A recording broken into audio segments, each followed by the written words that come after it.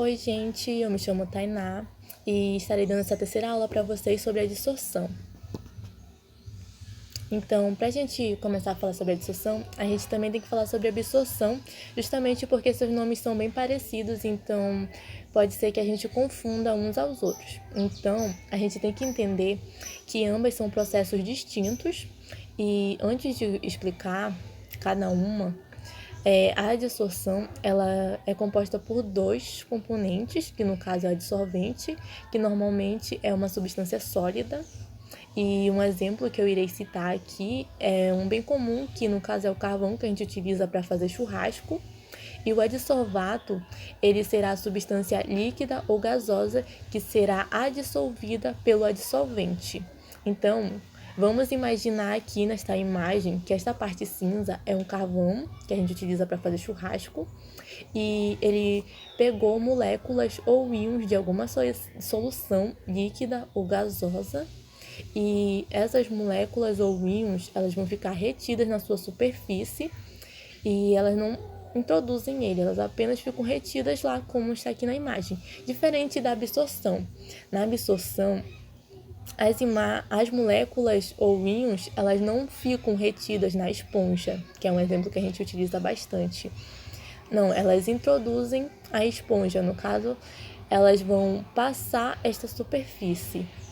E outra característica que a absorção tem, que a dissorção não tem, é que quando ela absorve essas moléculas ou íons, o seu volume ele é alterado.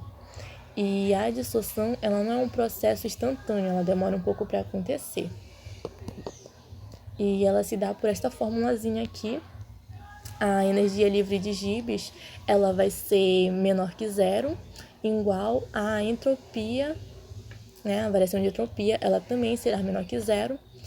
E a variação de entalpia, ela será negativa. Então, vai nos mostrar que a dissorção, ela também é um processo exotérmico. E a dissorção, ela é dividida em duas formas. Ela pode ser dividida em dissorção química, também conhecida como quimisorção, e a dissorção física, que também chamamos de fissorção. Na quimisorção, ela se dá por ligações químicas, principalmente covalentes, e na dissorção física, ela se dá por ligações intermoleculares, por forças de Van der Waals, como força de dipolo induzido ou força de dipolo permanente, ou também por forças eletrostáticas.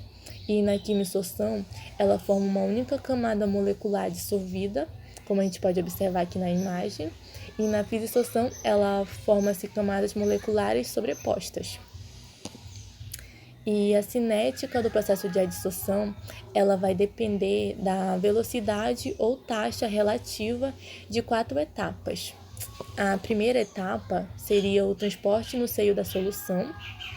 A segunda etapa será o transporte por difusão através da camada limite, no caso será uma difusão externa. E transporte através dos poros, que será uma difusão interna. E a quarta é a que a gente está trabalhando, que é a dissorção, que no caso é a ligação do adsorvato em um sítio disponível do adsorvente, envolvendo vários mecanismos. Dois deles a gente acabou de ver, que é a dissorção química e a dissorção física. Os outros mecanismos seriam a troca iônica, precipitação e complexação. E isotermas de adsorção, elas são curvas que indicam a forma como a dissolvente efetivamente adsorverá o soluto e se a purificação requerida pode ser obtida. E elas também podem estar nos informando a estimativa da quantidade máxima de soluto que o adsorvente adsorverá e determinam se o adsorvente pode ser economicamente viável para a purificação do líquido. Então, dando continuidade à aula de adsorção, teremos aqui um roteiro experimental. O tema dele é a dissorção sobre carvão ativado. Teremos aqui os seus objetivos, referencial teórico. Este referencial teórico, ele está explicando um pouco sobre a dissorção e sobre o reagente que iremos utilizar neste experimento, que no caso é o carvão ativado. Materiais e reagentes que iremos utilizar serão 2 copos de vidro, um funil, papel filtro, suco de goiaba em pó, água, jarra de 1000 ml, carvão ativado e procedimento experimental. Prepare 500 ml de suco de goiaba e em seguida transfira uma quantidade dele para um copo de vidro. Pegue 3 comprimidos do carvão ativado e os insira no copo com o suco. Misture tudo e deixe em repouso por 5 minutos. Pegue o papel filtro e coloque no funil e o posicione num copo de vidro e então comece a filtração da solução de suco com carvão ativado. Ao final desse experimento, vocês podem estar voltando aqui e respondendo esse questionário de 2 questões. Então, vamos agora para a prática.